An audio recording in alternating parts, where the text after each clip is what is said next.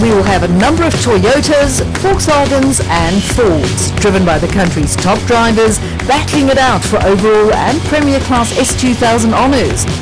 What exactly do the words Premier Class S2000 mean? Well, it's an international racing class for thoroughbred rally machines with an engine capacity of up to, but no more than 2 litres. These engines are highly modified, but must still breathe on their own, so no turbos or other forced induction charges are allowed. Doesn't mean that S2000s aren't powerful. Teams are reluctant to divulge too much information, but they all produce in excess of 200 kilowatts. But power alone is nothing without the ability to get it down on the road. And the road in the case of rallying is mostly slippery gravel with loose stones and rocks, and in many cases even mud. So an S2000 has a sequential 6-speed gearbox coupled to 4-wheel drive, allowing an S2000 to accelerate from a standstill to 100 kilometers an hour in just 5 seconds, and that on a slippery gravel road.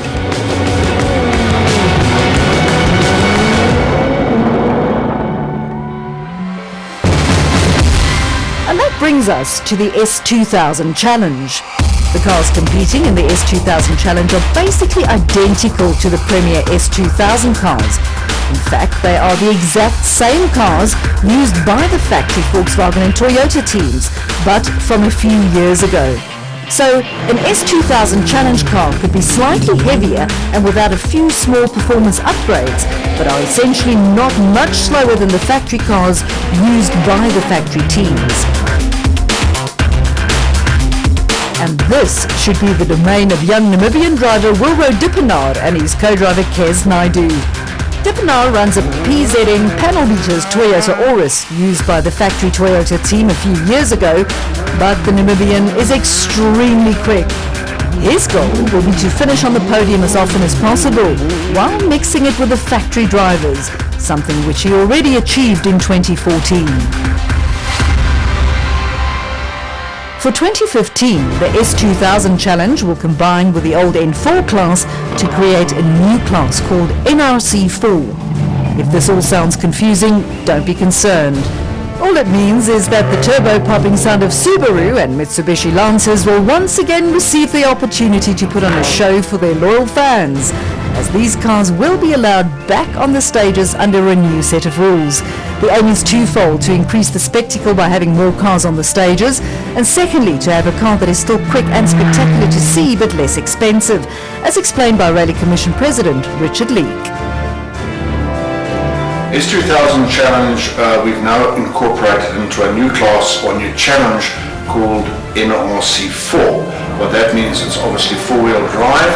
It will incorporate the old S2000 Challenge cars, which we are being more lenient on the homologation regulations now, so that we can try and shed some weight and bring them back into a competitive nature against the normal S2000 cars.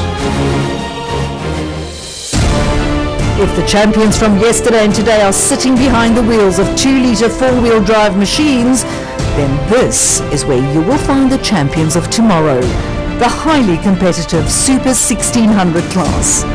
These cars are all 2-wheel drive, normally aspirated cars with engines not exceeding 1.6 litres. And although a touch slower than the Premier S2000s, they are still thoroughbred racing machines. The 3-way fight between Toyota, Volkswagen and Ford will also continue in Super 1600, with Ford Fiestas, Volkswagen Polos and Etios Toyotas all planned to line up at the start of the first event. Italian Guy Bottrell dominated the 2014 season by winning 6 of the 8 events in his Yatu Tools Toyota Etios to claim the Super 1600 title. So Smart Money will be backing the young man to start the season as the odds-on favourite. But a number of talented young up-and-coming drivers will want to make their mark and have already shown that they will do what it takes. And rumour has it that a few old dogs will return to the sport. Will the old dogs teach the youngsters a few new tricks, or will the youngsters reign supreme? So, now that we know who's who in the rallying zoo and what they will all be driving, it's time to focus on where they'll be doing it. And this will be the first battlefield of 2015. The traditional season opening Tour Natal Rally, or simply called the Tour.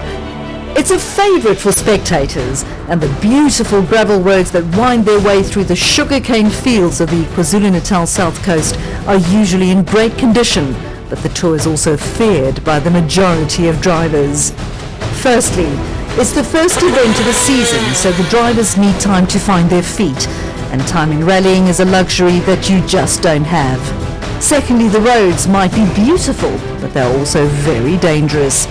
It's a feature of the Tour, the so-called marbles or layer of loose little stones that cover the gravel roads near the south coast town of Scottsboro, where the rally will be based on the 27th and 28th of February.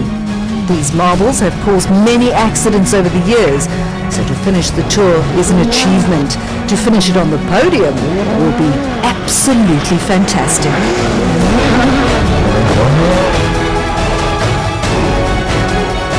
The winner of the Tour will go to round 2 of the 2015 South African Rally Championship with 25 championship points, or 4 more than his nearest rival. So, although it will still be early days, they will have everything to drive for on round 2. And round 2 will be the ever-popular Sasol Rally, arguably the biggest event on the South African motorsports calendar, in arguably one of the most scenic parts of our country.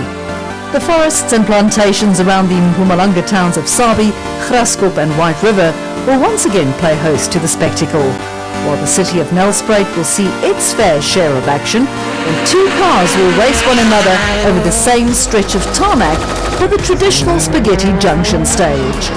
From a driver's perspective, the Sasol can influence the entire championship. A win here can mean a lot come the end of the season, but these forests are not the place to take any risks. The smallest of mistakes will be severely punished by punctured tyres and shattered dreams of Sasol glory.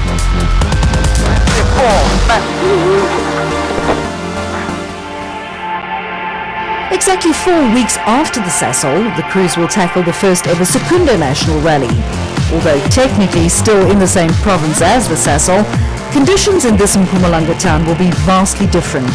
Secunda is on the Highveld, which means the roads will be in traditional Highveld mealie fields, and because of its 15 and 16 May slot on the calendar, the Secunda Motor Rally will feature a monster of a different kind, dust.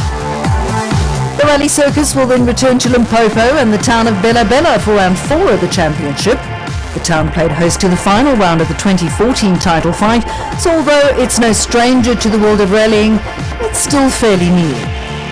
In 2014, the Bela Bela Rally was praised for its compact nature and accessibility, but at the same time, it was tough on both the drivers and their equipment. By now, the title chase could develop into a 3 or even 4-way battle between SA's top drivers. The 17th and 18th of July will mark the start of the second half of the season. After visits to KwaZulu-Natal, Mpumalanga